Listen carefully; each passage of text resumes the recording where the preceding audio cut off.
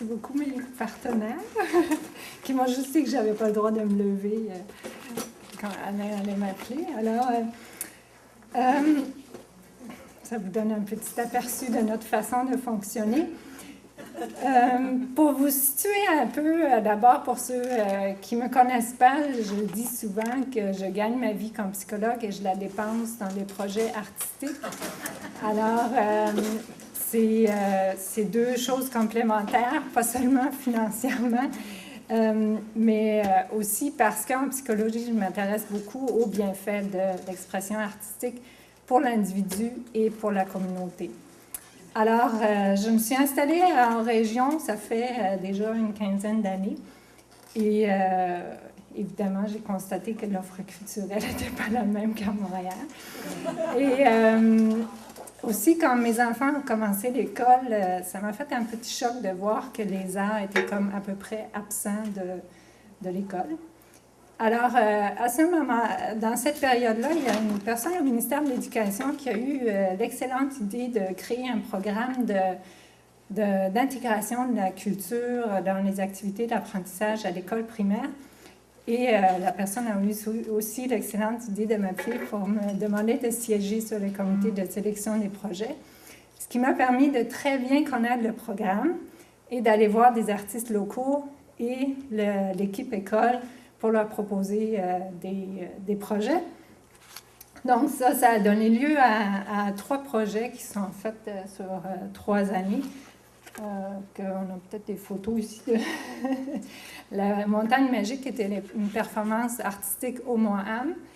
Il y a eu l'année d'après les jardins de sculpture à l'école, on n'a pas de photos de ça, malheureusement. Et ensuite, une murale qui s'est faite à l'extérieur de l'école.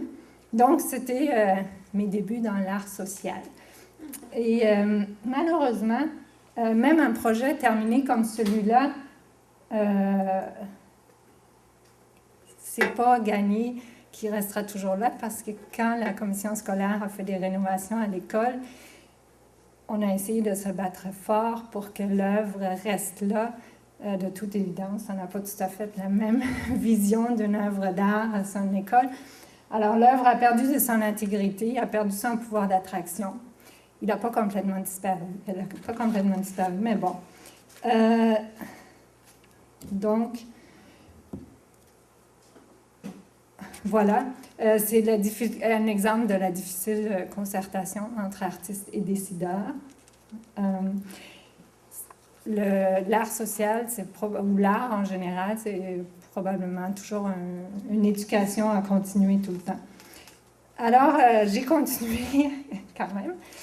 Et j'ai fait un petit peu d'autres projets, dont des tournées avec des comédiens africains, donc plus dans les arts de la scène. Et c'est là qu'a émergé l'idée de faire un grand événement autour du thème du masque. Le masque, c'est un thème qui m'intéresse depuis longtemps, autant en théâtre, en thérapie qu'en anthropologie. Alors, je voulais mettre ensemble des gens de tous ces milieux-là pour échanger autour de ce thème.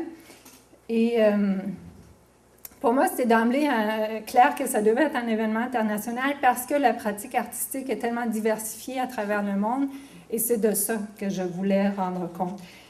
Alors, j'ai regroupé des gens, j'ai approché des gens autour de moi qui étaient soit dans les arts ou dans l'organisation d'événements pour créer une équipe. Et donc, on s'est réunis pour la première fois en juin 2007. Et 2 ans plus tard a eu lieu la première édition du Festival international du masque du Québec à Saint-Camille. Et un autre 2 ans plus tard, soit cette année au printemps, c'était notre 2e édition. Donc, c'était sous forme de biennale. Alors, qu'est-ce que c'est ce festival? Ça se passe pendant 10 jours, c'est des spectacles, des expositions, des ateliers de formation, des conférences, tables rondes, parades, bals masqués. On a des invités de l'étranger, du Canada et du Québec. Pendant les 2 éditions, les pays qui ont été représentés, là, outre le Québec et le Canada, c'était la Finlande, la Suède, la France, la Belgique, l'Inde, le Cameroun et le Mali. On donne aussi une place aux artistes locaux et aux artistes de la relève. Comment est-ce qu'on réalise tout ça? Alors, nous aussi, comme Alain et Jocelyn, on a créé un organisme à but non lucratif. On a, pour l'instant, aucune subvention de fonctionnement. C'est entièrement bénévole. Là. Notre équipe, on est 4, 5, en tout cas, mettons le noyau, là, présentement, c'est 4, tous entièrement bénévoles. On a eu, pendant les festivals, là, des emplois étudiants, mais c'est tout. Alors, la première année, en plus, on n'avait aucun accès là, aux programmes gouvernementaux. En plus, il faut dire que tous ont débarqué un petit peu de nulle part. On n'était pas connus au Conseil des arts, pas du tout. On était vraiment une gang d'inconnus. Alors, la première année, on a quand même été chercher de l'argent à l'international et au niveau régional. Le CLD nous a soutenus. La deuxième année, donc cette année, on a eu un très bon soutien de la part du Conseil des arts du Canada. Et ça, j'avoue qu'on était agréablement surpris. On ne s'y attendait pas vraiment pour une deuxième édition. Donc, on avait un dossier qui était solide. Patrimoine canadien, on a aussi eu à l'international et via le pacte rural aussi. Donc, Madeleine m'a demandé de vous parler des retombées du festival pour la communauté. Là, je vais vous parler des retombées, mais en termes qualitatifs et non pas en termes quantitatifs. Premièrement, on n'a aucun outil pour compter le nombre de visiteurs, d'où ils viennent, de compter les nuitées, de compter ce que les gens ont dépensé. Et à vrai dire, ce n'est pas vraiment ça qui nous intéresse beaucoup. Nous, ce qu'on veut, c'est augmenter la qualité de vie de notre milieu, pour nous et pour les gens qui vivent avec nous. C'est clair que ça crée un achalandage accru dans la municipalité qui fait probablement le bonheur des commerçants. Ça crée peut-être le malheur de certaines personnes aussi. Et c'est là que c'est important pour nous de travailler vraiment avec les gens pour pas qu'ils se sentent envahis par le monde qui débarque tout d'un coup un peu partout dans le monde. Mais on veut vraiment que les gens se sentent partie prenante du festival.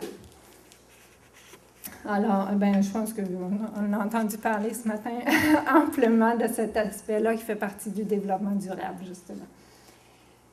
Alors, une première retombée sur la population, sur le milieu, c'est l'accès, évidemment, pour la population à des œuvres artistiques de qualité. Et c'est ça qui nous motive. Nous-mêmes, on a envie de voir ces œuvres-là. On a envie de voir que nos enfants les voient. Puis, bon. La deuxième retombée, c'est la créativité collective. On voit ici, en bas, c'est un atelier qu'on offre, avant le défilé masqué, on offre un atelier ouvert à tous. Il y a quelques artistes bénévoles qui sont là pour aider ceux qui ont le goût d'avoir de l'aide. On apporte plein de matériaux de la nature, recyclés, toutes sortes d'affaires. Et les gens viennent, ils font leur masque, s'ils veulent, ils restent là tout l'après-midi ou ils viennent 5 minutes. C'est vraiment ouvert pour créer le masque pour le défilé du soir. Et en haut, on voit un atelier qui s'est créé de façon spontanée. C'est les résidents de la Corvée. La Corvée, c'est une résidence pour personnes semi-autonomes à Saint-Camille, qui ont décidé d'eux-mêmes, comme ça, qu'ils allaient se faire des masques eux aussi pour leur défilé. Alors, c'est là qu'on voit vraiment, nous, ça nous a vraiment touchés. On s'est dit, là, on réussit à impliquer la population. La troisième retombée, c'est évidemment un événement festif et rassembleur qui se passe dans la communauté, surtout le volet justement de parade et de bal masqué. Quatrième retombée, c'est les échanges professionnels et humains. Alors, on a évidemment un volet formel d'échange, les conférences, tables rondes, tout ça, mais il y a tout un volet informel aussi qui est au moins aussi intéressant. Alors, on a ici, en haut, à gauche, c'est les invités belges de cette année qui ont décidé de reconstruire leur décor une fois arrivés à Saint-Camille pour ne pas les transporter en avion. Et finalement, le temps était court, ils ne réussissaient pas. Ils nous ont demandé, mais y a-t-il du monde qui peut nous aider? Bien, tous les jeunes du coin sont arrivés, puis là, en donner un coup de main. Ça a vraiment donné lieu là, à des moments assez magiques. Là. En bas, on voit Madeleine en grande discussion avec le metteur en scène belge, justement aussi. Puis en haut, ben, c'est plusieurs personnes. Il y a des artistes étrangers. Il y a, je reconnais la directrice de l'Association québécoise des marionnettes qui était en visite au festival, qui discute avec une artiste de Saint-Camille, justement. En tout cas, c'est toute cette effervescence-là qui est vraiment magique. La 5e retombée, c'est évidemment la couverture médiatique. Ça a quand même été à la télé, radio, dans des revues. 2 beaux articles dans Le Devoir. On avait même une photo sur la page couverture du spécial Festival entre Elton John et les Black Eyed Peas. Ah, quand même. Comment tu dis? Et dans tous les journaux communautaires qui ont vraiment collaboré là, dans presque toutes les municipalités de la MRC qui mettaient la programmation, des fois des articles qu'on faisait passer avant, et au journal local aussi, les actualités qui sont toujours, en tout cas, à chaque fois qu'on fait quelque chose, oui, c'est vraiment le fun.